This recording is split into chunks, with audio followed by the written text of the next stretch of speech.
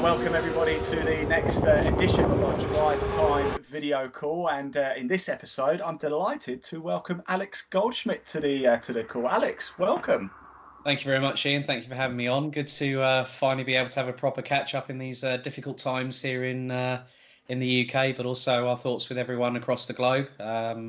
But yeah, I'm trying to keep the cabin fever at bay at the minute. No, fantastic. Look, well said. Me too. Everybody's probably getting sick of the sight of this background here. But you're bringing a splash of colour today as well, I see. Well, yes, courtesy of Team Belgium for the Rotax Max Challenge Grand Finals. I did their social media late last year, but I also work as a commentator and social media content creator and manager within within Motorsport itself. So yeah, well, I thought I'd bring a bit of cheery colour to everyone's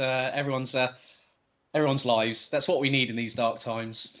I feel like I've just worn like a blue T-shirt now. I feel like I should go get changed or something. You're going to be like Clark Kent changing into Superman all of a sudden, you know? Yeah, nobody wants to see that. Nobody wants to see me in my underpants. No. Alex, you kind of already answered the question, but let's elaborate a little bit more. You're involved in commentary and content creating in motorsport. Care to elaborate a little bit more? Where have you worked, etc.? Yeah, I've worked in pretty much a lot of the mainstream paddocks, BTCC, Formula One, World Endurance Championship. DTM. I started back in 2011 as a writer for a pop culture website. They needed another member of the team, and they said, well, we've got someone doing Formula One, but is there anything else you could bring to the table? And I thought, well, I do like MotoGP. I do like the World Rally Championship. Why don't we do that? And so from then it sort of started. The dominoes didn't start falling as they have done in recent, initially, because it's quite difficult to get into motorsport. So I started doing that. 2012, they went, can you do our Formula One coverage? Because the other person had dropped out. I said, yeah, sure, no probs. They said, this person's a bit too analytical. We want someone who can tell a story. And then in 2012, thanks to Vince Pettit, I joined the Checkered Flag as their DTM correspondent. Spent until, I think, the end of 2014. It was the Hockenheim season finale. Marco Wittmann won his first of 2 DTM titles. And I remember being in that paddock and I thought this could be a bit of a halcyon moment. I then moved on to also with I have to give props to my good friend who now works for Autosport, Luke Smith. He was the founder of Richland F1, so a few of us who have worked in there, Jack Leslie and Dan Paddock, work with Mercedes-AMG Petronas, mainly for social media. I then moved into commentating by meeting Jake Sanson from Downforce Radio back in 2015.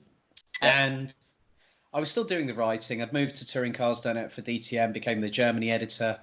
My association with that ended, I think, towards the end of 2018.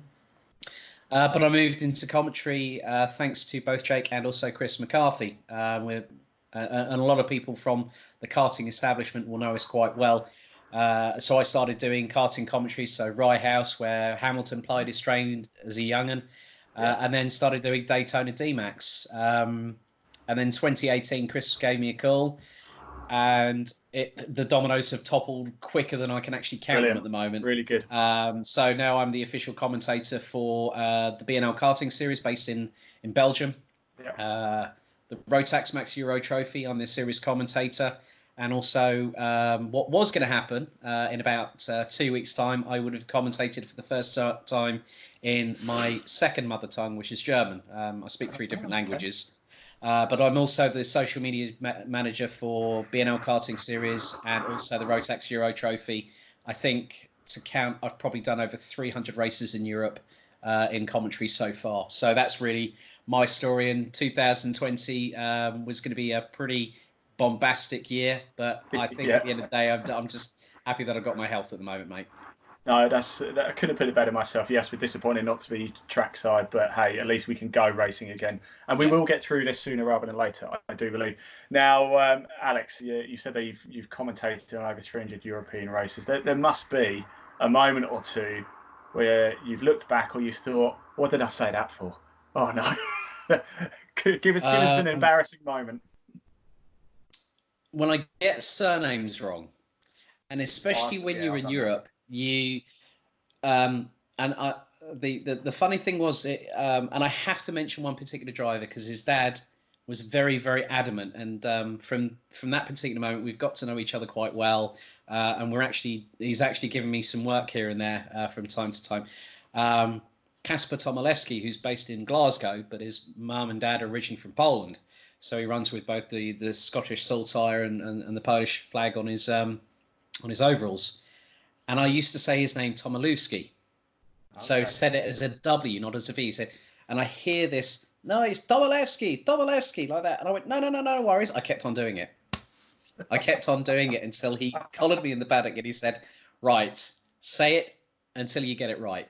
That was an embarrassing moment, but that came to be quite a jovial moment because we laughed at it. And he said, so how do you say it then? And I said, Kasper Tomaszewski. He went, brilliant. He said, that's all I want. I said, that's fine. So one of the things that I say now on the commentary, especially in Europe, is if I get the surname wrong, please come and tell me. Yeah. Please come and tell me. I'd rather try and get it right after a couple of attempts. And people do it. Because I think if you make a point of something, people will actually listen, and they'll take it on board and they go, yeah, actually, he's got it slightly wrong. I mind going and correcting it. And that means I get to meet more people in the paddock, and I get to further more great friendships and relationships within the motorsport world as well. It's funny you say, Alex. I did exactly the same thing at Donington Park. I can't remember what race it was. It was an endurance race, so there was it might have been EnduroCar, and there was numerous different drivers. And on my sheet, I had driver A to be in the car at that time, but instead driver B had got in because they'd swapped over and not told anybody. So I'm talking to them as if they're Mr. Smith, for example, and they're Mr. Z. It's easily done. So Alex, you've worked with a lot of series. I think we've established that's brilliant. Is there a particular series? I mean, they've all got their own merits, I understand, but is there a particular one that when you know it's coming up to race weekend, you get a bit of a butterfly in your stomach? It's all the karting. It's every single karting event I do. Not any particular championship, Ian, but when I went to Karting Campillos, which is based about an hour and 15 minutes from Malaga in Andalusia, we had 200 drivers, nearly 30 different nationalities. I had 36 races as the lead commentator to call all the way through the weekend. That was including the 20, I think it was 23 or 24 on the Saturday. I've never felt so broken after a race weekend as in my voice, but also physically. And I was the one that had to drive back to the airport with good old Sarah Moore from W Series. Sarah was working with me that weekend. Yeah. And Sarah and we talked at Kartmania at Silverstone, seeing if we could work together. And I said, well, if there's an opportunity comes up, I get a phone call from my boss at the Euro Trophy. He says, can you get someone new alongside you for this year, or maybe for at least one of the events? And I said, yeah. Said someone with experience, and Sarah was the first person that popped up in my head. And we had a really, really good laugh. But it's all the karting. The karting for me has that kapow sort of feeling, like an old 1960s Batman series with Adam West behind the helm. And the graphics come up, don't they? Exactly. Kablam.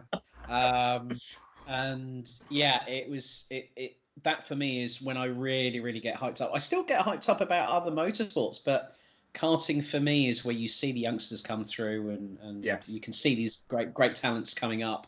And it's you could be talking to the next 5-time Formula One world champion and just not know it. It's very exciting.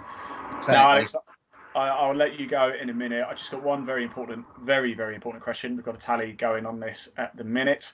If you were a biscuit, what biscuit would you be and why? This says a lot about a man. So.